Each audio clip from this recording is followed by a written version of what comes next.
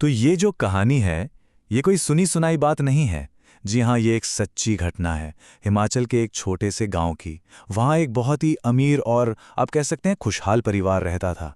सब कुछ बिल्कुल परफेक्ट था। पैसा, इज्जत, खुशियाँ, किसी भी चीज़ की कोई कमी नहीं। लेकिन फिर उस घर में एक नई बहू आई। और उसके आने के साथ ही घर में एक ऐसी खतरनाक शक्ति ने दस्तक दी, जिसने धीरे धीरे उस पूरे हंसते खेलते परिवार को तबाह कर दिया। तो चलिए इस कहानी की एक एक परत को खोलते हैं और जानने की कोशिश करते हैं कि क्या ये सच में वशीकरण का मामला था या इसके पीछे कोई और ही डरावना सच छुपा हुआ था। असली दुश्मन आखिर था कौन? कोई इंसान था या फिर कुछ और? कहानी का जो मेन कैरेक्टर है वो है निखिल, और ये उसके परिवार की कहानी है। हिमाचल के उस छोटे से गांव में उनका परिवार ना सबसे अमीर और सबसे इज्जतदार परिवारों में गिना जाता था। मतलब एक परफेक्ट फैमिली की जीती जागती तस्वीर। उनके पास क्या नहीं था? मेन रोड पर उनकी बहुत सारी जमीन थी, सेब के बड़े बड़े बगीचे थे, कई दुकानें थीं, फर्नीचर का तो उनका अपना एक बड़ा बिजनेस था, और बाकी दुकानें भी उन्होंने किराए पर दे रखी थीं। परिवार में 2 बेटे थे, अमित और निखिल। दोनों ने कॉलेज खत्म करने के बाद अपने घर का बिजनेस ही संभाल लिया था, और उनकी तरक्की आप कह सकते हैं दिन दुगनी रात चौगनी हो रही थी। तो फिर होता यह है कि घर में बड़े बेटे अमित की शादी की बात चलने लगती है। रिश्ते तो कई आए, पर अमित का दिल आया बबीता पर। बबीता का परिवार बहुत ही साधारण था, लेकिन उसकी खूबसूरती और सादगी ने अमित का दिल पहली ही नजर में जीत लिया। परिवार वालों ने भी खुशी खुशी उसे अपनी बहू बना लिया। उन्हें लगा कि उनके घर की तस्वीर अब पूरी हो गई है। बबीता उनके परिवार के लिए एकदम परफेक्ट है। शादी के बाद ना सब कुछ बिल्कुल किसी सपने जैसा लग रहा था। लेकिन कहते हैं ना कि अच्छी चीजें ज्यादा दिन नहीं टिकती। धीरे धीरे उस घर की हंसी खुशी में एक अजीब सी, एक अनजानी सी खामोशी घुलने लगी थी। अब देखिए कि सब कुछ कितनी तेजी से बदला। शादी का पहला साल तो खुशियों से भरा था। 1.5 साल के अंदर उनके घर में एक बेटे का जन्म हुआ और पूरा घर जैसे खुशियों से भर गया। लेकिन दूसरे साल तक आते आते वो जो प्यार था ना, उसकी जगह रोज रोज के झगड़ों ने ले ली। और फिर शादी के सिर्फ 2.5 साल बाद एक रात अमित के सीने में अचानक तेज दर्द उठा और हार्ट अटैक से उसकी मौत हो गई। घर का माहौल जैसे रातों रात बदल गया था। वो घर जो कभी हंसी मजाक और प्यार से गूंजता था, अब वहां सिर्फ खामोशी, मातम और एक अजीब सा दुख था। एक हंसता खेलता परिवार पूरी तरह से बिखर चुका था। अमित की मौत से परिवार पूरी तरह टूट चुका था। सब दुख में डूबे थे, लेकिन बहुत जल्द उस दुख के साथ साथ एक अनजाना सा डर भी उस घर में अपनी जगह बनाने लगा। कुछ ऐसी अजीब घटनाएं होने लगीं जिनका किसी के पास कोई जवाब नहीं था, और बस यहीं से शक के बीच पनपने लगे। हुआ ये कि एक रात निखिल के पिता की अचानक नींद खुली। उन्होंने देखा कि घर का मेन दरवाजा खुला हुआ है, और तभी उन्होंने बबीता को चुपके से घर के अंदर आते देखा। जब उन्होंने पूछा तो बबीता ने कहा कि उसे नींद नहीं आ रही थी, तो बस ऐसे ही टहलने चली गई थी। लेकिन पिता के मन में एक सवाल अटक कर रह गया। अगर वो बाहर थी तो उसका छोटा सा बच्चा इतनी देर अकेला रहने पर भी रोया क्यों नहीं?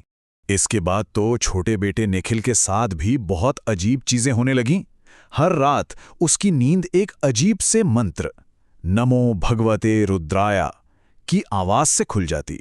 वो उस आवाज का पीछा करते करते अपनी भाभी बबीता के कमरे तक जाता, लेकिन हर बार जब भी वो दरवाजे से अंदर झांकता तो उसे बस बबीता अपने रोते हुए बच्चे को चुप कराती हुई दिखती, और कुछ नहीं।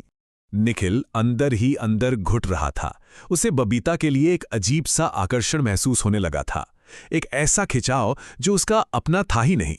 उसे ऐसा लगता था जैसे कोई अनदेखी ताकत है जो उसे अपनी कठपुतली की तरह नचा रही है, और वो चाहकर भी खुद को रोक नहीं पा रहा। ये एहसास उसे अंदर तक डरा रहा था। और ये खिंचाव इतना ज्यादा बढ़ गया कि एक दिन वो बिना सोचे समझे बबीता के बाथरूम के पास पहुंच गया और अंदर झांकने की कोशिश करने लगा। तभी एक गिलास के गिरने की जोर से आवाज हुई। वो एकदम से होश में आया और शर्मिंदगी और अपराध बोध से भरकर वहां से भाग गया। ये वो पल था जब उसे यकीन हो गया कि वो अपने काबू में बिल्कुल नहीं है।